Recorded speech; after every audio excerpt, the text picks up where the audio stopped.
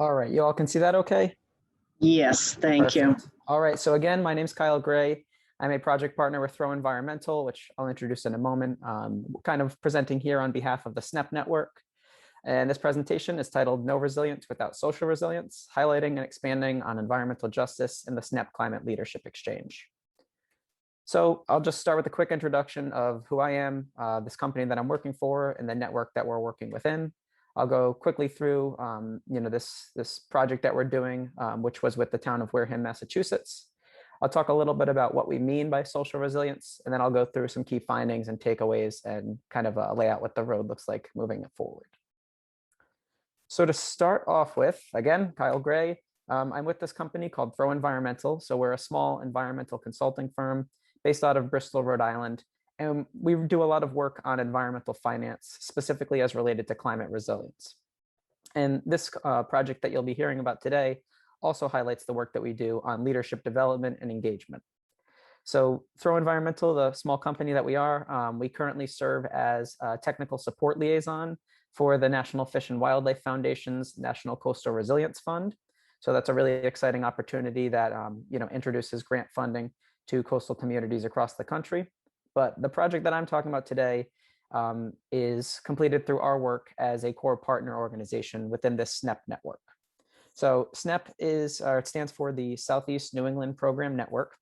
And it was created in 2016 or 18 rather. It consists of 16 different partner organizations from around New England working together on issues like stormwater and watershed planning, management, watershed restoration, climate finance, all these different ideas, all tied together with leadership development and climate resiliency. So through the SNEP network, our work is to empower communities through the region to achieve those healthy watersheds and to get sustainability in their financing systems, all through the management of stormwater restoration projects. And I will note that SNEP is funded through EPA Region 1. So all of our services are free of charge to the communities that we're working in. And those communities consist of cities and towns, nonprofit organizations, and tribes within the region. So you'll see this map on screen. That's just a quick overview of the 14 different projects that we have going on from phase 1 and 2 of the SNEP work. They range, you can see the categories that they touch upon in that key. And they range across the community in terms of geographic breadth, but also in terms of the actual content of what we're working on. But the project that I'm talking about is this Wareham Climate Leadership Exchange, right? So this was focused in the community of Wareham, Massachusetts, right at the head of Buzzards Bay before you get onto Cape Cod. The population in Wareham is around 22,000 or so, but it does double in the summer months, right? We can think of all the tourism going to Cape Cod, and Wareham sees that as well, with the population going up to 44,000 in the summer. And they have this kind of economic mindset where they say it's better before the bridges, right? So rather than going to Cape Cod, they encourage tourists and seasonal residents to come to Wareham and to take advantage of the 50 or so miles of coastline that they have, all of the coastal resources, the historic community. And that's really been something that an idea that they're trying to foster recently. But I will note that in recent decades, that's been a little difficult. Historically, the community is a manufacturing center. It was home to the Tremont Nail Factory, which was there until 2006. And then once the factory left town, it kind of left a bit of a hole in the economy in the town of Wareham. So currently the town leadership is working to reimagine that, and they really envision this idea of a community where folks can live, work, and play all in one place. So this really offered an opportunity for the SNEP network to look holistically at this area of Wareham called Wareham Village, and that's the picture you see on the top right. And the idea was to look at this area and think about how Wareham can pursue sustainable redevelopment, all while tying in these ideas related to climate resiliency, right? So how we can think about climate change, sea level rise, green infrastructure, stormwater management, all while we're working to redevelop a community in a sustainable way. So you'll also see in this bottom right photo, we have kind of an overhead map of Wareham Village. And it's a little small, so I'm not sure how well you can see it, but everything's really tight in this community, right? So we've got this river, and right adjacent to that river are the MBTA railroad tracks. Then we've got this area called Merchants Way, which is that key kind of travel artery that they're hoping to redevelop. And they've got another main street that's owned by the town with some parcels on it that have already been redeveloped. So everything's really close. It tends to be pretty flat. And we all know what that means for sea level rise and storm surge. So we had this idea with Wareham to do what we call the climate leadership exchange, right? And it touches on that leadership development component of our work with the town. And it's a peer-to-peer exchange where we were able to bring in leaders from across the country and across the region in on these issues related to Wareham's redevelopment.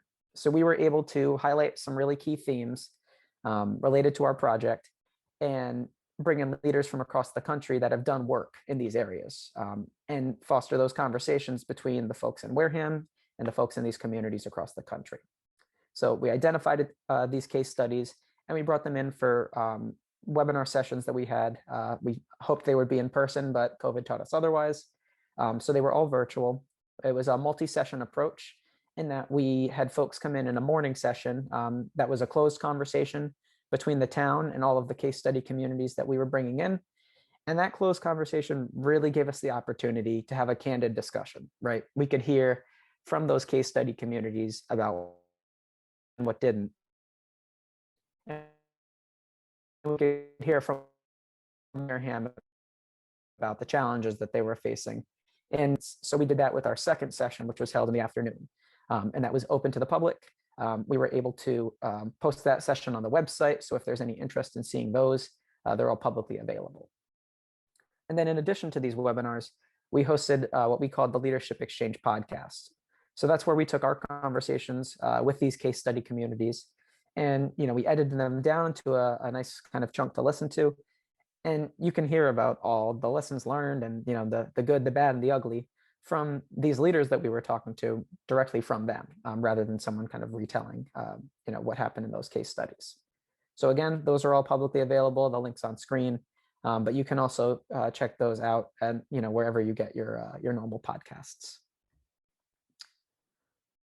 So these themes that I kind of alluded to earlier, that we structured this whole exchange around and that we used to, pull out some key topics related to our work with Wareham. They touched on green infrastructure, climate resilience, waterfront redevelopment, and then smart growth and zoning. And, we brought in case studies on each of these themes and worked to do our best to structure that exchange around those. But this idea of climate resilience was kind of the through line through all of those, right? And our team really, after doing our research, we found that climate resilience can and should be kind of split up into three different subcategories or subcomponents. So we've got the economic resilience, right? And we can think of that as, the assets that are economically important to a community. We can think of environmental resilience when we're talking about natural systems and wildlife populations, ecosystems that are vital. And then we've got this idea of social resilience, where we're talking about our societal institutions, the vulnerable populations that we have, and how our everyday lives are affected. And it's, with COVID as an example, we can think about how a kind of holistic catastrophe can come in and really hit us on all three fronts. So our goal with this exchange was to make sure we weren't just thinking about the environmental resilience, right? We talk about climate so much, it's easy to kind of go down that environmental route and maybe think less about the economic issues and even less about the social. This exchange worked to kind of elevate the social components up top and make sure that we were considering them at every point of the way. So with that, we'll switch over to this next section. I just want to kind of briefly go over what we mean by social resilience and then talk about how, where we saw that in the case study communities we were bringing in.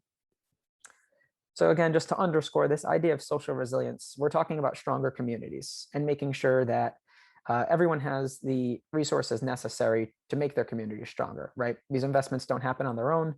So we need to make sure that they're direct and intentional, and also to make sure that the case is made in terms of how we're communicating this, to let folks know that a social investment is a smart economic investment, right?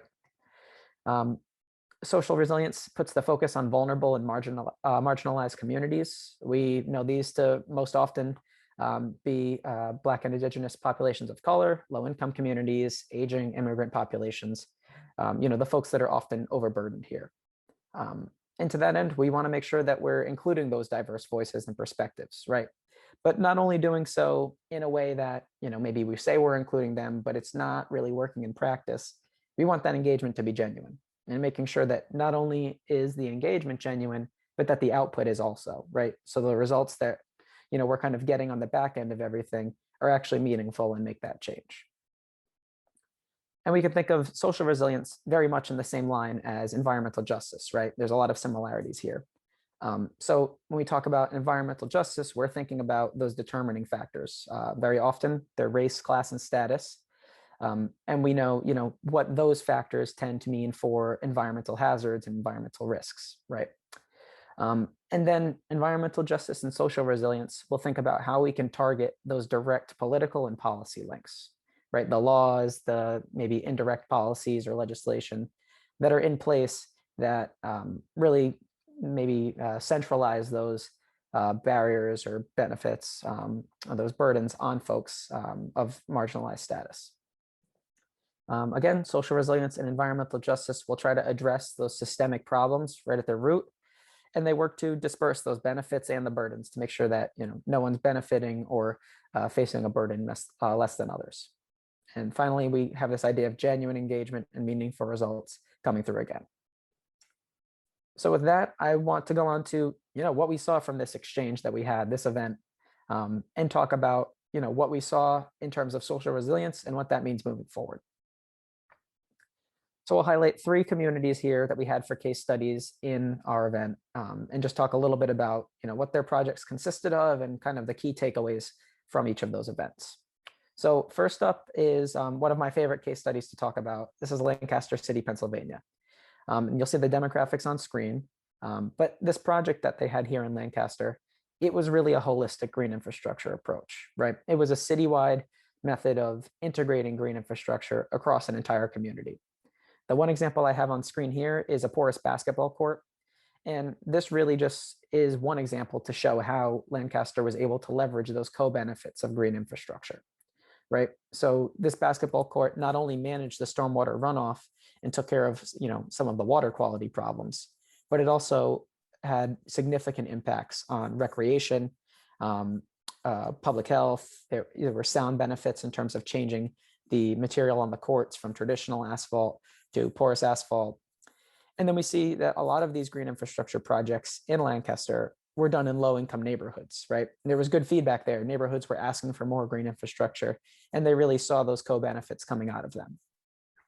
We think of the other co-benefits that they really leveraged in Lancaster, things like walkability and beautification when they were working on integrating green infrastructure across their streetscapes, and then things ranging from public art to property values to private engagement, right? Getting the private sector kind of involved in this citywide effort. So overall, in this exchange event, we heard that the community should drive the process, right? They should be the ones pushing solutions forward and making sure that the community has a key voice there. We also heard how important it is to leverage those social co-benefits, right? So it can be really difficult for people to conceptualize the need for water quality management, right? Why are we so worried about the rain that's falling from the sky? And maybe the connection between the rain and the pollutants isn't there all the time. But it's a lot easier to understand those recreational benefits or what that means for the beautification of a city or how that can help public health. And then finally, we heard how important it is to make sure our funding and financing mechanisms are equitable, right? In Lancaster, they implemented a stormwater utility fee, and often that's politically framed as a rain tax, but we know that's an equitable way to have folks pay back into a system that keeps financing in a sustainable way, right? It's a polluter pays model, so it puts the burden of cost on those folks who are polluting. So that was one of our case studies. This next one is New Bedford, Massachusetts, right? So right in the region that we're all talking about here today. And New Bedford, tends to rank very high in terms of social vulnerability. We have a high immigrant population, a significant portion of the population that speaks English as a second language. So social resilience here is really important. And the project that we're highlighting in New Bedford today, there's kind of 3 prongs to it. The first is that they really work on these workforce development programs where they directly invest into marginalized communities and train them for jobs and employment positions in environmental sectors, right? So kind of tackling this environmental or climate threat at the same time as they're tackling social vulnerability. The second component of this New Bedford project is this citywide plan that they have to tackle resilience called NB Resilient. And there's a lot of different components at play in that, but they really highlight equity, empowerment, and character as three that really rise to the top, and that they integrate in every conversation that they have about resilience. And then finally, they have these resilience hubs that they're working on implementing.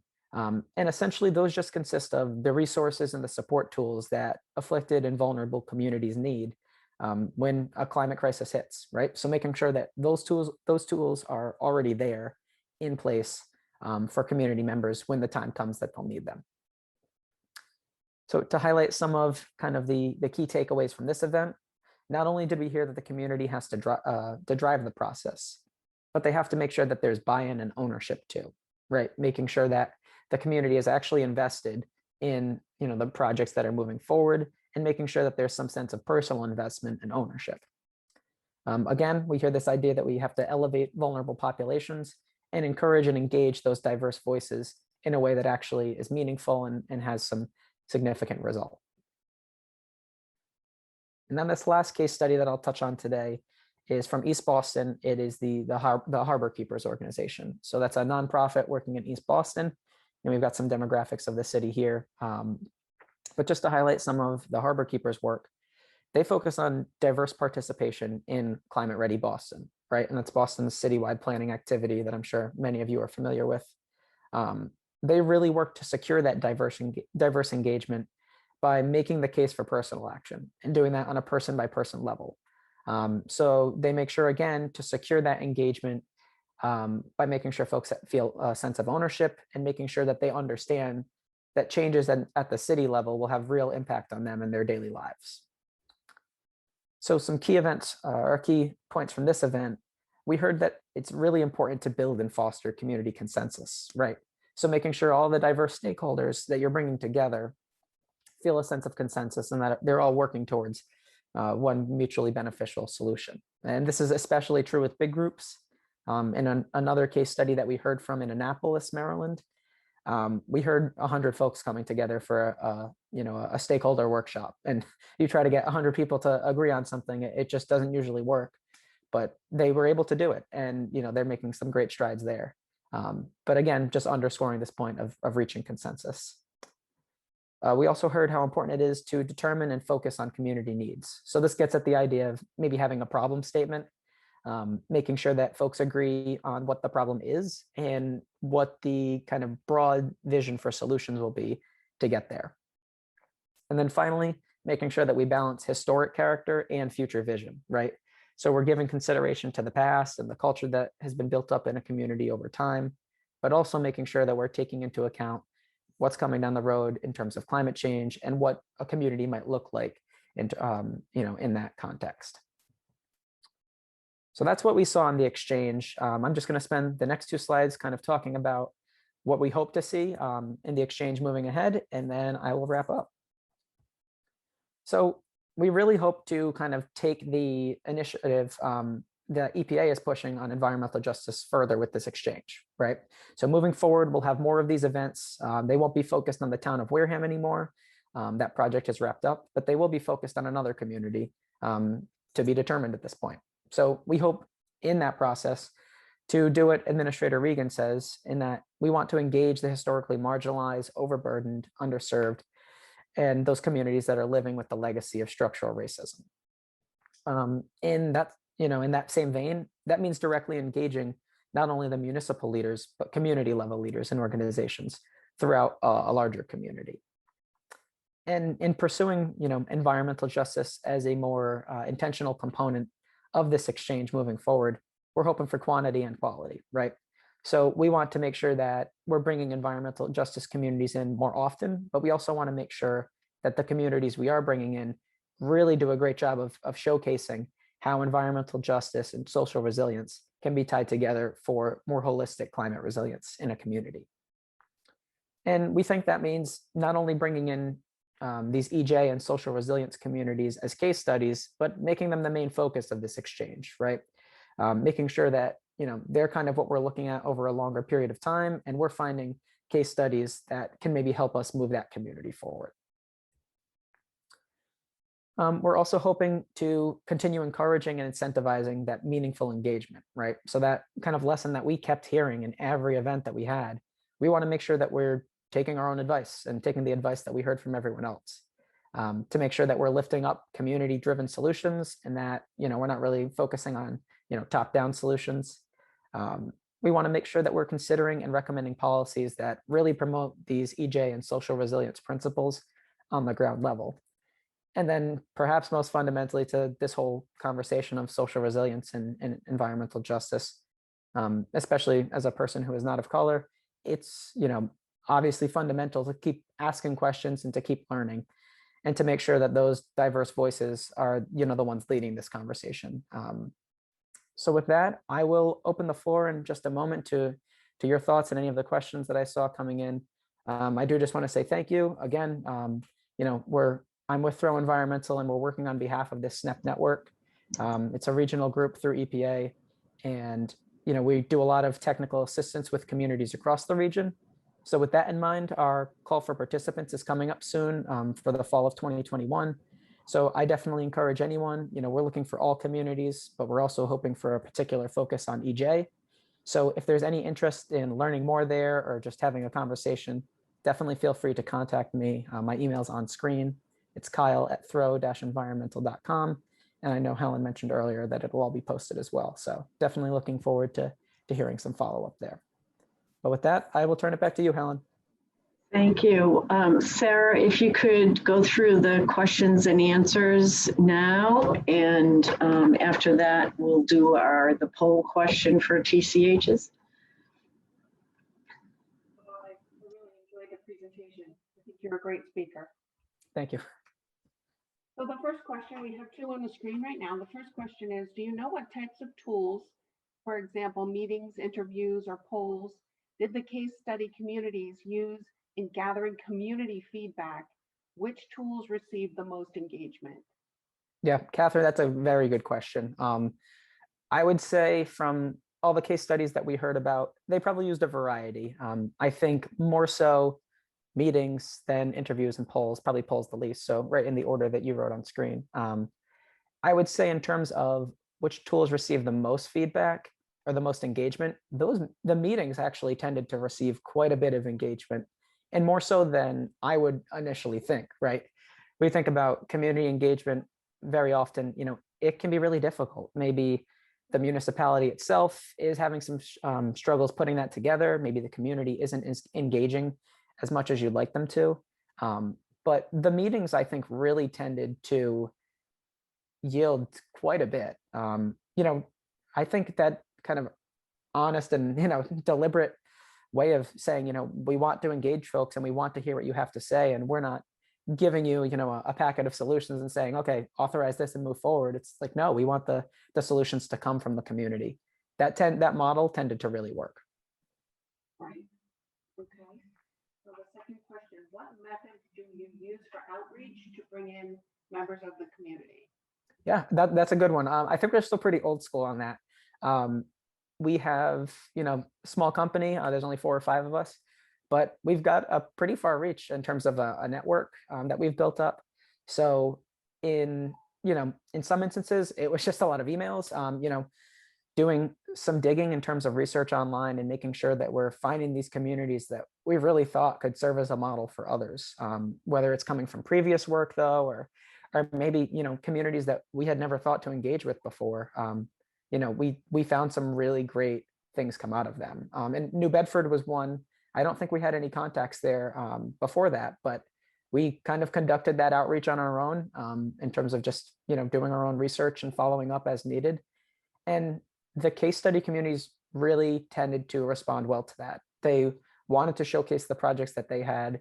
They wanted to help other communities overcome the challenges that they had already overcame that you might not expect.